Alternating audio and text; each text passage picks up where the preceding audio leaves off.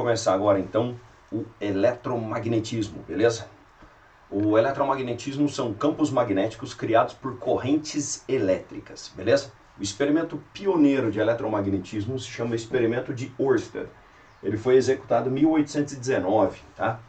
O Ørsted era um físico, se eu não me engano, dinamarquês, beleza? E ele fazia experimentos com eletricidade, com pilhas de eletricidade, corrente elétrica, e dizem que num determinado experimento ele descobriu que a corrente elétrica alterava a indicação de uma bússola, tá? Investigando o fenômeno, ele chegou na conclusão que corrente elétrica, tá, gera campo magnético. Essa foi a conclusão dele. Corrente elétrica gera campo magnético. A execução da experiência é assim, ó. Você fecha essa chave aqui, uma corrente elétrica circula pelo fio. Quando a corrente elétrica circula pelo fio, ela cria um campo magnético e esse campo magnético altera a indicação da bússola, beleza? Essa bússola ela vai girar aproximadamente 90 graus, tá? Vou mostrar a execução do experimento de Ørsted para você, que é bem mais simples você ver funcionando, beleza? Isso aí, galera. Então agora a gente vai trabalhar com o experimento de Ørsted. Então a gente tem aqui uma bússola, beleza? Essa bússola está apontando para o sul magnético do nosso planeta, que é aproximadamente o norte geográfico, né? Se eu aproximo um ímã, ela sofre a ação do ímã, beleza? Vou afastar o ímã e ela retorna obedecendo o campo do planeta, tá? Vou posicionar um fio ligado a uma fonte de corrente contínua. Vou passar o fio por cima da bússola, beleza? Vou botar um adesivo aqui só para ele ficar paradinho aqui em cima. Tá aí.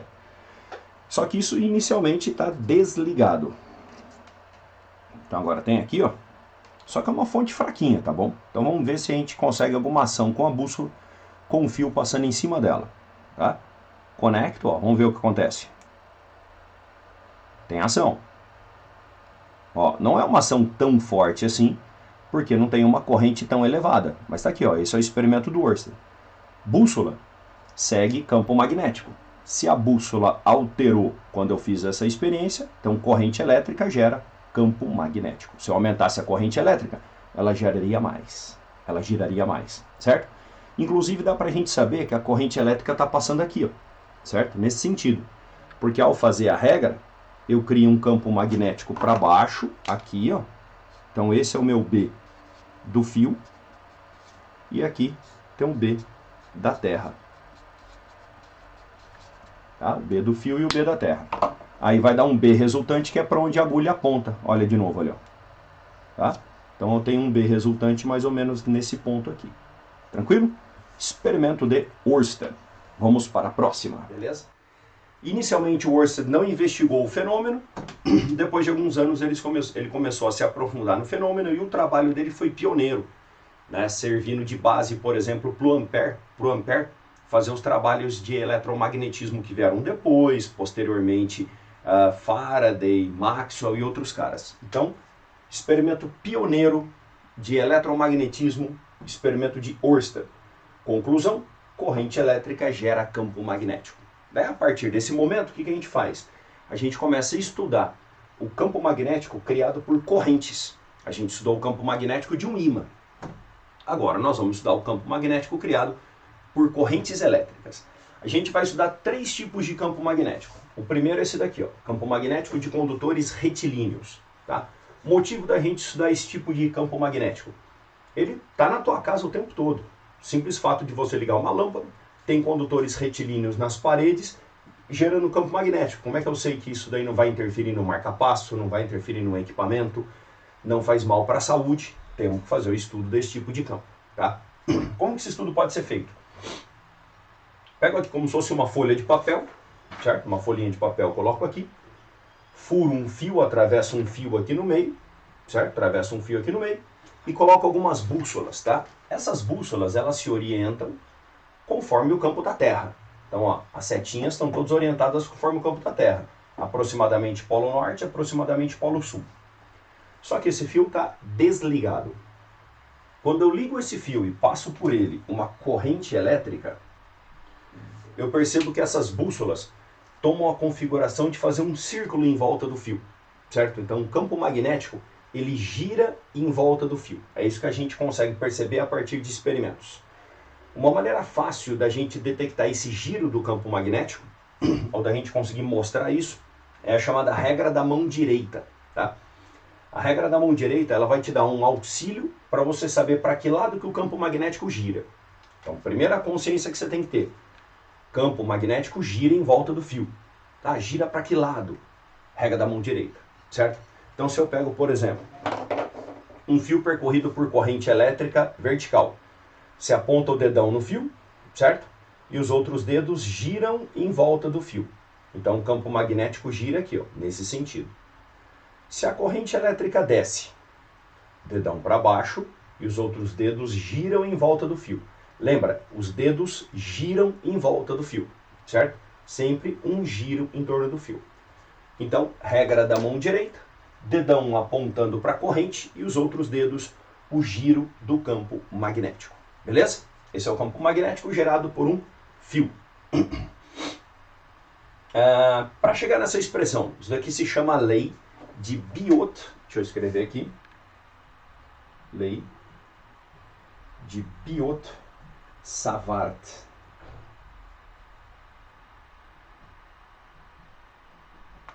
Lei de Biot-Savart. Beleza? A partir da lei de Biot-Savart, a gente consegue chegar nessa expressão. O problema é que essa lei é um cálculo integral. Então você faz uma integral em cima do fio, coloca algumas condições e tudo mais, fazendo aproximação para um fio infinito, certo? Isso daqui é um fio muito grande, um fio infinito. É esse que a gente trabalha no ensino médio. Não trabalha só com um segmento de fio. Então, para fio infinito, chegamos nessa expressão. Não tem como eu deduzir ela para vocês, tá? A integral ela é bem chatinha de fazer e cada caso diferente dá um resultado diferente na integração. Então, essa equação a gente apenas mostra, beleza? O que é cada letrinha dessa equação? μ0, permeabilidade magnética do vácuo, beleza? A permeabilidade magnética é uma grandeza que mostra a capacidade do material em permitir linhas de indução dentro dele. Então, quanto maior a permeabilidade magnética, mais linhas de indução aquele material permite que passe. Materiais ferromagnéticos têm as maiores permeabilidades. Por exemplo, o ferro, o aço, chega a ter permeabilidade magnética mais de 200 vezes melhor do que o vácuo. Esse valor aqui é para o vácuo, certo? Materiais paramagnéticos têm permeabilidade magnética bem baixa. Não permitem as linhas de indução atravessarem dentro dele, certo?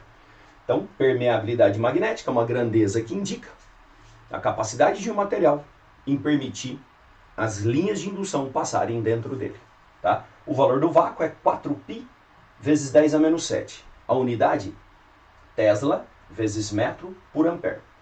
Por que Tesla?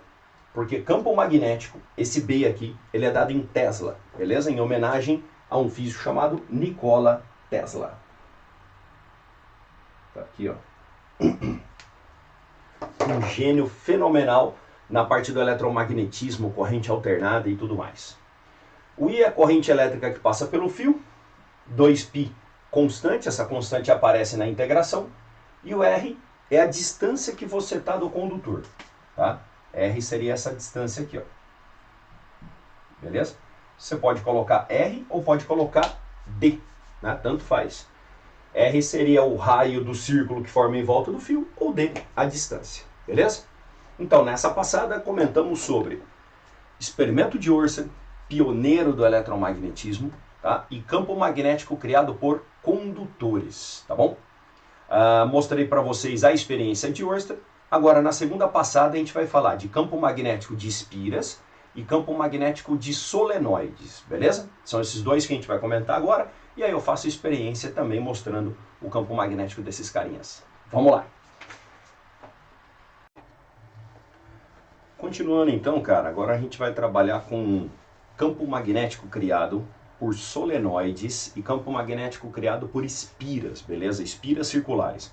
São os três formatos que nós temos: fio retilíneo, espira e solenoide, tá? Vamos dar uma olhadinha aqui então no campo magnético de uma espira circular. Eu coloquei as duas situações: corrente elétrica girando no sentido horário, corrente elétrica girando no sentido anti-horário, perfeito? Você tem que aplicar aqui a regra da mão direita e descobrir para que lado que o campo magnético está atuando. Então, eu vou começar com o sentido horário, certo? Vou colocar meu dedo aqui, ó, e o campo magnético entra na espira, entra no meio da espira, tá?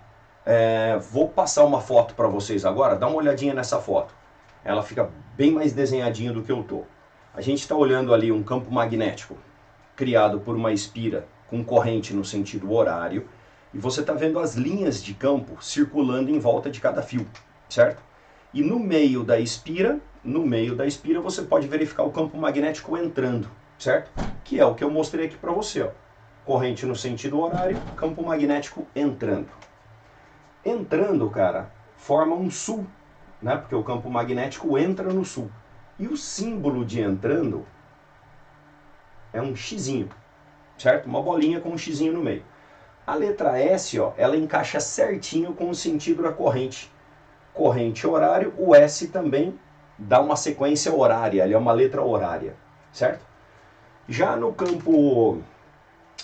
na corrente elétrica anti-horária, o campo magnético sai e forma um norte, tá? Aí aqui um pontinho. Então aqui, cara, é um macetinho legal para você, tá? Se a corrente está anti-horário, encaixa a letra N de norte, campo magnético saindo, beleza? Se a corrente está horária, encaixa uma letra S de sul, campo magnético entrando, certo? Agora repara no seguinte, algumas aulas atrás a gente falou que da inseparabilidade dos polos, tá? Qual é a origem do campo magnético? Rotação de elétron, certo? Ó, se você olhar o vídeo aí, o meu dedo, para você, tá girando no sentido anti-horário. E para mim, ele tá girando o horário. O que significa? Você vai enxergar um polo magnético e eu enxergo o outro. Porque você está vendo uma rotação anti-horária e eu estou vendo uma rotação horária. Agora pensa, um único elétron girando. Se você olhar de um lado, vai ser um polo norte. Se você olhar do outro lado, vai ser um polo sul. Por isso que os polos são inseparáveis. Os dois polos aparecem da rotação de um único elétron. Então não é algo físico que você consegue separar. Beleza? Aplicando a lei de Biot-Savart, né? Lógico que a gente não vai fazer a lei, porque elas são as integrais meio embaçadas. μ0 vezes I, dividido por 2R, tá? 2R. R é o raio da espira. Então, quanto maior for a espira, mais espalhado vai estar o campo magnético. Mais espalhado no campo magnético, mais fraco ele fica. Beleza? Agora eu vou mostrar para vocês um experimentozinho de campo magnético em espiras. A gente vai fazer com bússola e com limalha de ferro. Vamos lá dar uma olhadinha. Aí. Vamos lá. Ó, passando a bússola com a espira desligada. Nada acontece, ó, não tem campo magnético, ela está seguindo o campo magnético da Terra. Se eu viro a bússola, ela continua seguindo o campo magnético da Terra, a agulha se mantém, beleza? Agora o que eu vou fazer é ligar a nossa espira. Ligo aqui com uma garrinha jacaré. Tá ligadinho. Agora repara aqui, ó. A bússola vai girar em torno do fio, ó. Perfeitinho. Ela gira em torno do fio. Vamos pegar ela desse lado aqui, ó. Ó.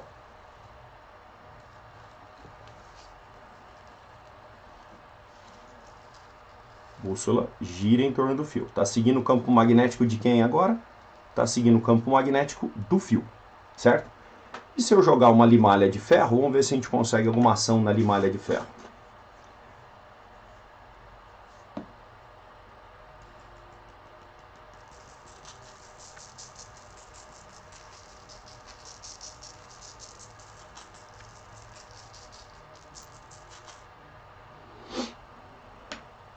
Umas batidinhas.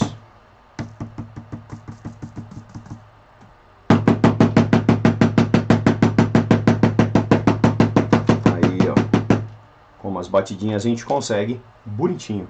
Olha a limalha passando aqui, ó, e fazendo círculos, certo? Ela faz os círculos, ela entra por dentro da espira, certo? Do outro lado também, ó, faz a mesma coisa. Então deu para ver legal o campo magnético fazendo isso, o campo magnético passando aqui, campo magnético fazendo isso, beleza? Então essa foi a experiênciazinha de campo magnético de espiras. Vamos pro próximo. Beleza? Viram a experiênciazinha? Funciona perfeitinho, você consegue ver a limalha, você consegue ver a bússola. que esses campos giram em volta do fio, tranquilo? Agora a gente vai falar um pouquinho sobre solenoides, tá?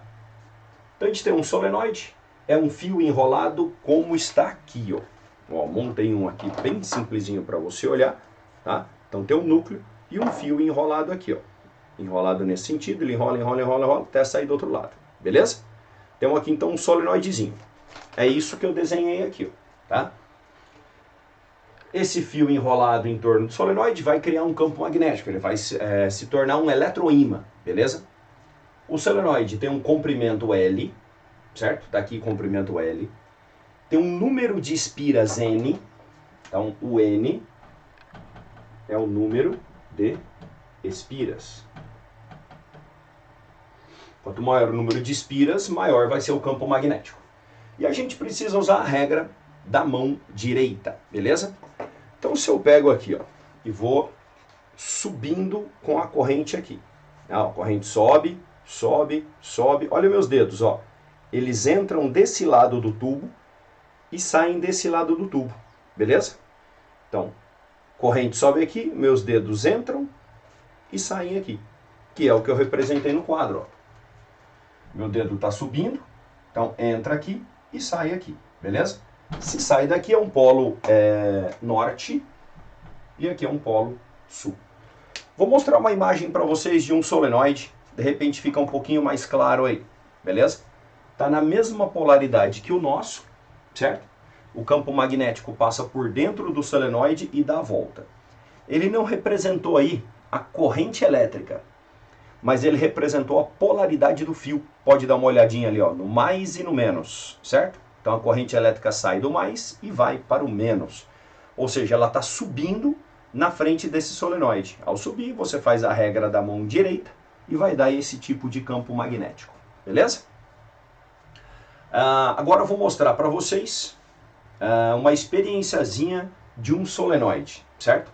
É um solenoide com 1000 espiras, só que eu ligo ele em corrente alternada, tá? Eu ligo ele na tomada. Vou mostrar para vocês as linhas de indução e tudo mais. É bem interessante, observa aí.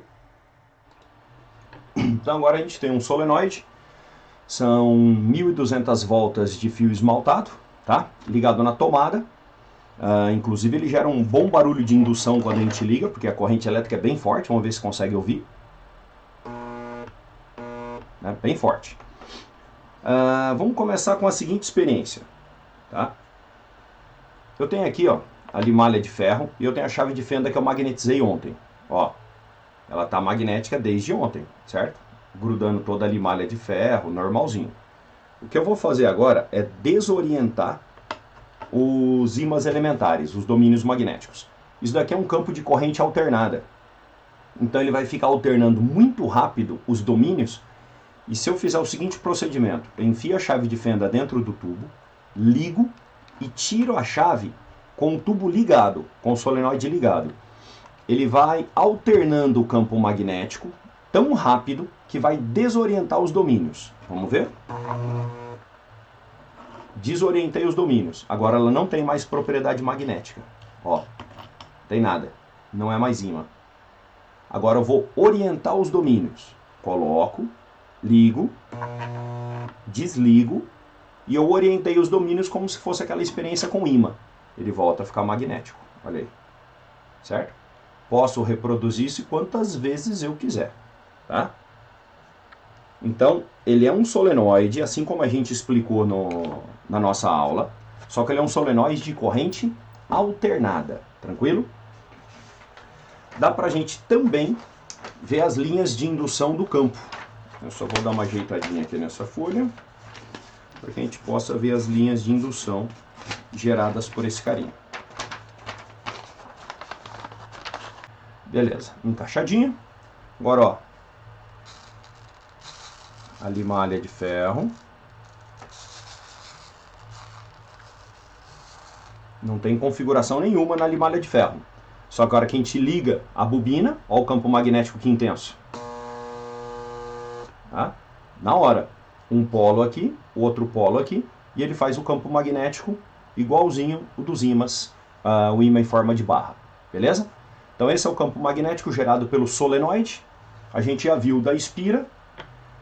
E agora, cara, vamos voltar para o sala de aula. Perfeito. Voltamos então da experiênciazinha. Agora é o seguinte. Esse solenoide, ele não é um solenoide ideal. Tá? Ele tem um comprimento e tem um número de espiras. O chamado solenoide ideal, ele é um solenoide onde o comprimento é muito, muito, muito maior do que a largura desse tubo. Isso é um solenoide ideal. A gente também chama de solenoide infinito. A expressão fica idêntica. Só que para solenoide ideal, o N sobre L, ele não tem um comprimento, não tem como a gente medir um comprimento. Então, o N sobre L é o número de espiras por metro. Tá? Número de espiras por metro. A expressão fica a mesma, B igual a μ0, N sobre L vezes I. Mesma coisa. Tá? Só que não existe um comprimento para você medir. É N por L, número de espiras por metro. Beleza? As duas são deduzidas a partir da lei de Biot-Savart. Estes então foram os campos magnéticos criados por condutores. A física estuda qualquer outro tipo de condutor, mas a gente só coloca os casos mais simples para ensino médio e vestibulares, beleza? Agora é só treinar exercícios e a nossa próxima aula a respeito de força magnética. Valeu, galera!